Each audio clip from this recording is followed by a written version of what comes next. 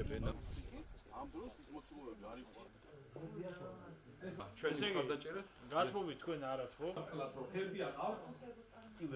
რაც მოთხოვნები არ მიგიღია. ერთი წელი ერთი. ამიტომ ჩვენ ახლა მუშაობთ იმაზე, რომ ჩვენობის საჭიროება. აი გარი უკვე აფტარი და უცხო.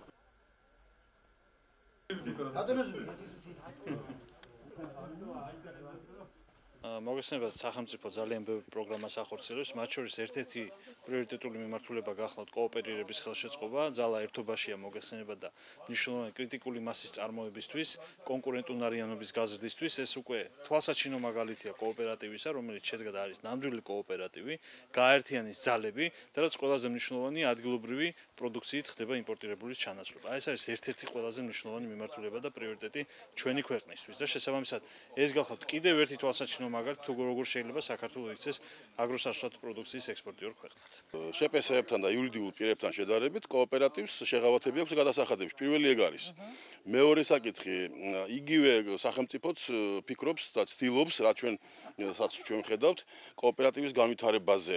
და კოოპერატივის განვითარებაზე რო ფიქრობს, ჩვენ ერთი მოტორბლოკი უკვე მივიღეთ შედარებით დაბალ ფასში, რა თქმა უნდა, და მომავალშიც გვირდებიან, რომ რაღაც ნაწილში დაგვეხმარებიან კიდევ. ასევე როგორც ჩემთვის ცნობილია, სახელმწიფოს სხვა პროგრამების გააჩნია და ერთ-ერთი პროგრამა კიდე მექანიზაციის კუთხით დახმარება იქნება კოოპერატივების მიმართ და ზუსტად ჩვენ აქ ვხედავთ ჩვენს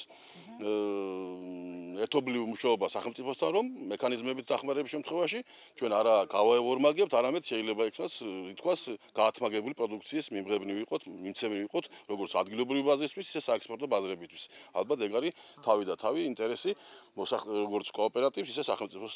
შექმნეს პროდუქცია, გაერთიანდნენ და გადაწყვიტეს, რომ ერთიანად ესე ვთქვათ, გაყიდონ ეს პროდუქცია. ამიტომ მისასალმებელია კოოპერატივები, სახელმწიფო ძალიან ბევრ ამას აკეთებს და ძალიან ბევრი პროექტი ხორციელდება იმისათვის, რომ ესე ადამიანები გაერთიანდნენ და უფრო მეტი პროდუქცია შექმნან და ძალაერთობაშია მართლაც და მე მივესალმები ესეთ წამოწყებას. ამ სოფელში ძალიან ბევრი კოოპერატივი ესეთი შექმნილი. იმერეთის რეგიონში ძალიან ბევრი მასიურად უკვე კეთდება კოოპერატივები და ერთიანდებიან გლეხები და მისასალმებელია. ასე რომ კიდევ ერთხელ მოვუწოდებ თუ ისაც ეს გადაწყვეტილება ჯერ არ მიუღია, გაერთიანდნენ და უფრო მეტ პროდუქცია შექმნან და უფრო მეტი საშუალება გაჩნდება იმის, რომ გაყიდონ ეს პროდუქციაც.